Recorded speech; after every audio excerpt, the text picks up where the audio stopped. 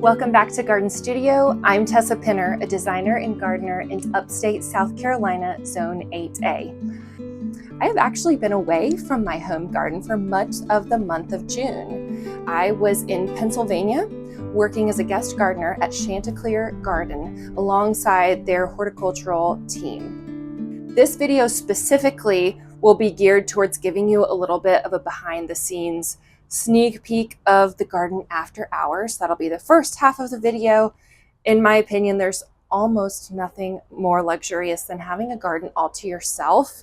And I hope that this footage is a little bit of a treat for you in that, because as a guest, as a visitor, you wouldn't be able to get the view of no one else in the garden but you at golden hour. That is truly special.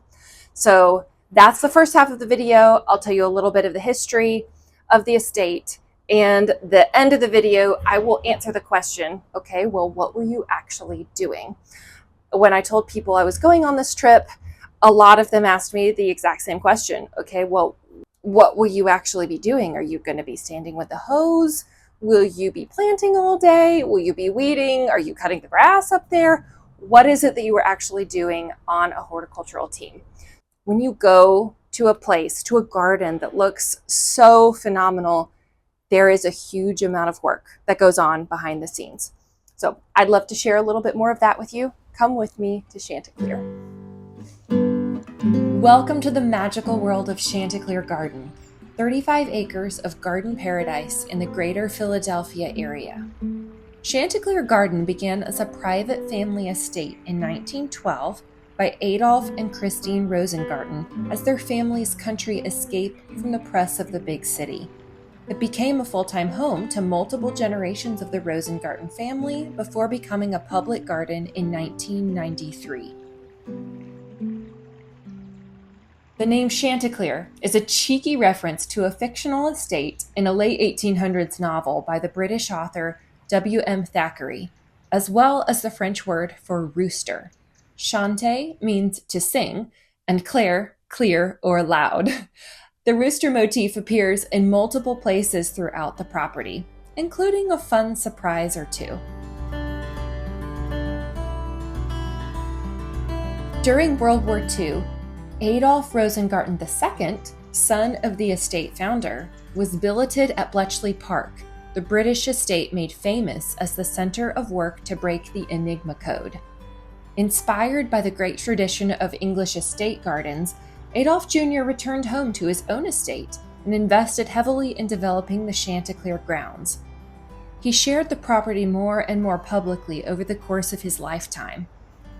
Upon his death in 1990, the Chanticleer estate was turned over to a foundation and officially opened as a public garden in 1993.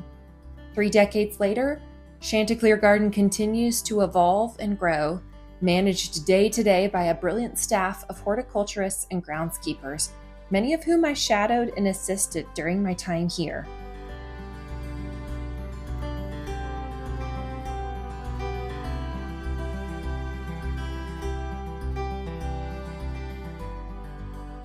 According to the Great British tradition, the garden is divided into distinct areas, each with a different feel. Garden terraces surround the 2 remaining family homes, and a constructed stone folly or ruin stands on the site of a former 3rd residence. Expansive parkland and woodland weaves throughout the estate, which also includes a dry gravel garden, koi pond, and productive cutting and kitchen gardens. Even the parking lot is a beautiful lower maintenance garden. Each of the 7 lead horticulturists manages his or her own garden areas with an emphasis on stewardship and creative evolution.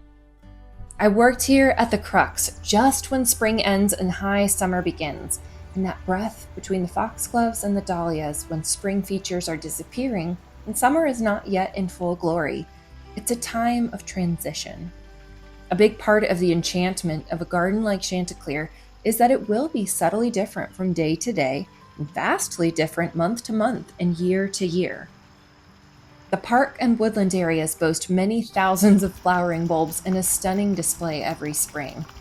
Large borders include trees, shrubs, and perennials, which provide successional interest And the gardens that surround both houses feature exotic and tropical summer displays.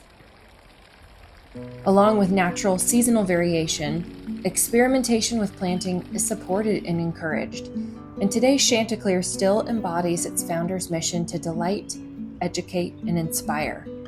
It is this generosity of spirit that makes the garden so vibrant.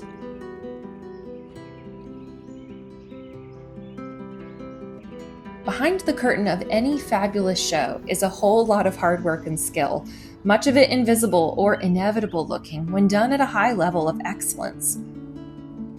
The actual long-term success of a garden is not in the hands of the person who designs it, but the person who cares for it. As a designer myself, this is an essential truth for me to keep in the forefront.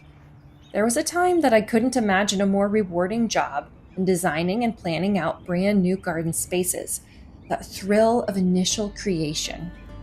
But as I've gained more experience and witnessed the drastic differences over time in those gardens with intelligent care and those without, my perspective has shifted. I've realized that thinking of making a garden in terms of one primary initial creative act was way off. I can design whatever I want, but without proper care, the design intent will ultimately fail.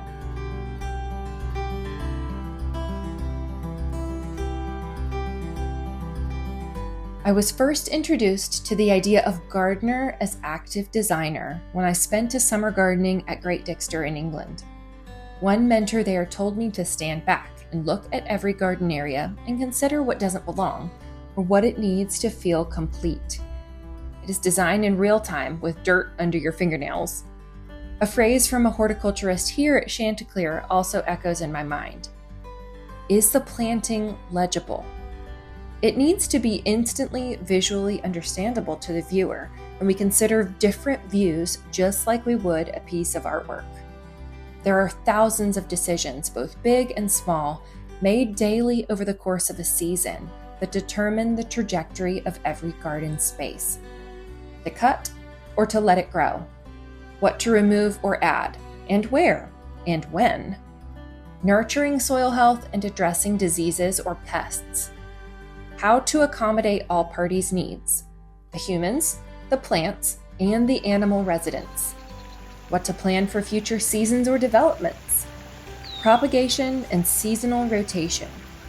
It is this compassionate, strategic intelligence that is the deeper work of a gardener.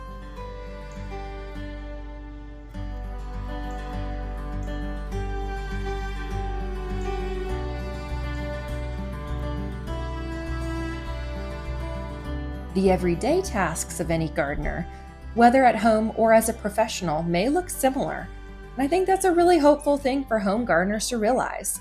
I spent a lot of time at Chanticleer doing all the things that you would expect. Each morning, we loaded up tools and plants and headed to that day's work location. We watered and planted in the cutting garden, then harvested and cleaned vegetables for donation to the local food bank and the staff. One morning, I raked gravel into a pattern on the circular drive with a rake custom made for the task and swept the edges clean of stray stones. It was a zen job, but also harder to do neatly than I expected. One day, I made a floating arrangement. You just need a planter full of water for a great conversation piece. A group of us cut and arranged flowers in preparation for a workshop with gardeners from the community. Another day, we deadheaded and planted, staked, pruned, mulched, and I had my first experience cutting back carex to prevent unwanted seeding. We did this with a little hand scythe, a tool that allows you to give the grass-like foliage a more shapely haircut than a string trimmer could do. A group of us spent a whole morning ripping out Camassia foliage. This was a revelation to me because I'd always thought that bulb foliage needed to be allowed to die completely. It turns out that as long as it's starting to yellow, you can totally remove it. It's a good bit of work, but solves the challenge of completely covering bulb foliage once it starts to look ugly. I cut in bed edges by hand in areas that had too many sensitive plants to use a machine. Another day, We planted up containers and pricked out new seedlings from the greenhouse, then gathered seed heads and scattered seed. I also asked, why? And what is that? And how do you do X or Y or Z? A lot. And I took notes on the answers. The horticulturists here were always kind and generous in sharing their knowledge. Over the next few weeks, I plan to do a series of design lessons from Chanticleer, things that I took away personally as a designer and that I think could be really helpful to share with all of you. Things that I learned about planting, about supports and structures, paths, drought tolerance, planting for specific situations. There just is nothing that replaces actually seeing something in person.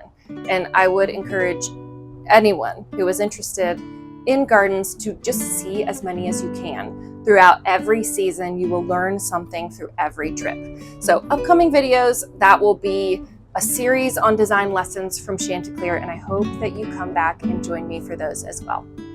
Happy gardening in your own gardens and have a great week.